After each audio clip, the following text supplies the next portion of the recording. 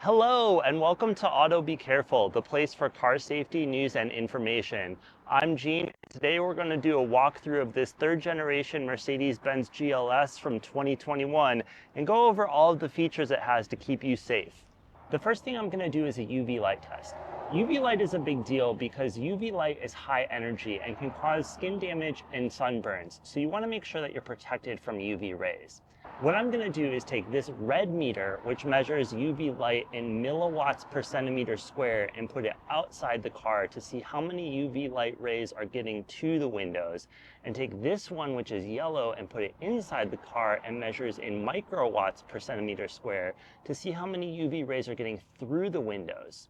Starting with the windshield, I measured roughly 4.2 milliwatts of UV light getting to the glass with 30 microwatts of UV light getting through the glass. That means the windshield is blocking roughly 99% of UV light, which is fantastic. Moving on to the first row, I measured roughly 1.3 milliwatts of UV light getting to the glass and 400 microwatts of UV light getting through the glass. That means the front row windows are blocking roughly 69% of UV light. This is by far the worst performance for a piece of glass on this car, and it's pretty disappointing considering this glass protects the driver, which a vehicle will always have, so you would think that it would be the most protective window on the vehicle. Moving on to the second row, I measured 3.6 milliwatts of UV light getting to the glass with 33 microwatts of UV light getting through the glass, meaning that the second row windows block 99% of UV light, which is fantastic. I saw a similar percentage in the third row with roughly 4.8 milliwatts of UV light getting to the glass and 40 microwatts of UV light getting through the glass. The second row also offers a sunshade, and with the window and sunshade up, I measured 4.3 milliwatts of UV light getting to the glass and 8 microwatts of UV light getting through the glass. This brings the UV blocking ability of the second row windows from roughly 99.1 to 99.8, which is really impressive. However, considering the second row sunshades are a several $100 option, you may want to decide whether or not that's worth it to you to get a couple extra tenths of a percentage point. On the rear window, I saw 5.8 milliwatts of UV light getting to the glass with 193 microwatts of UV light getting through the glass, which means the rear window is blocking roughly 96 to 97% of UV light. Finally, on the sunroof, I saw roughly 5.1 milliwatts of UV light getting to the glass with 275 microwatts of UV light getting through the glass, which is 94% of UV light being blocked by the glass itself, and 4 microwatts of UV light getting through to the passenger compartment when the sunshade is closed, which is an astounding 99.9% of UV light being blocked. The next thing I'm going to do is a sound test. Now, this is a big deal because long-term exposure to high levels of sound can cause long-term hearing loss. Plus, you want to make sure your car isn't making too much noise so that you can have comfortable conversations with your other passengers. What I'm going to do is take this decibel meter and put it in the first, second, and third rows as I drive down the highway for about 10 miles and see what the maximum level reading I get is. Now, this isn't super scientific because I'm not controlling things like wind speed or wind direction, but this should give you a general idea of what the sound dampening capabilities of this Mercedes-Benz GLS are.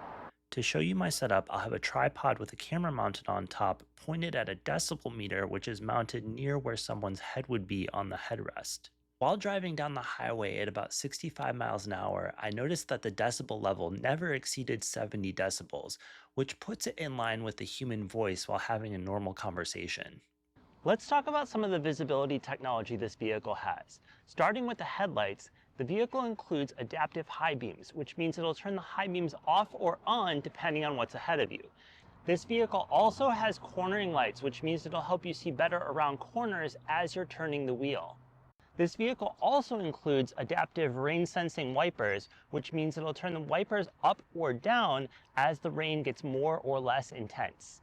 The Mercedes-Benz also offers adaptive cruise control, which will allow you to set a maximum speed the vehicle will go, and it will do the work to track the vehicle in front of you to ensure you never get too close or too far from that vehicle. The vehicle also offers lane centering, which keeps you in the center of the lane by doing minor adjustments to the steering input. It will also complete lane changes for you. All you need to do is initiate the process by turning the turn signal in the appropriate direction and canceling the signal at the end. This vehicle is capable of keeping track of the speed limits for the roads that you're driving on and warning you when you exceed them. It's also capable of keeping your vehicle stopped while in gear by pressing the brake pedal a little bit more than you typically would so it can activate the brake hold function. There's also a blind spot monitor on the mirrors that will alert you if there is a vehicle in your blind spot and warn you with a visual and audio cue if you try to do a lane change into that lane. If you need to back out of a parking spot and there's vehicles in your path, the vehicle will alert you using its cross traffic alert feature. Finally, if the vehicle thinks you're going too fast and might run into the object in front of you, it will give you a forward collision alert to warn you that you need to stop. Moving inside the cabin, as I mentioned before, this vehicle has sunshades, which can be a selling point if you have young children that are sensitive to the sun. On the GLS, these are operated by pulling up on the window switch after the window has rolled completely to the top.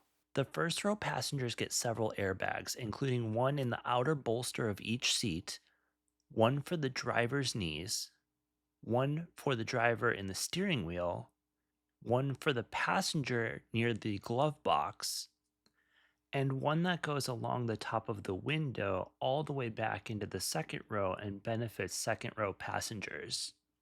Second row passengers also get an airbag in the C pillar that benefits them during side impact collisions. In the front row, there are 6 climate vents, one on the left of the driver, 4 in between the driver and passenger, and one all the way to the right.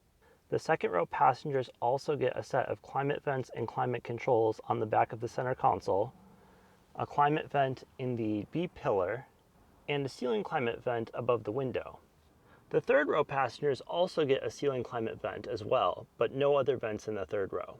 Climate vents and controls are important for pets and children in the second and third rows to ensure that they're kept at a comfortable temperature.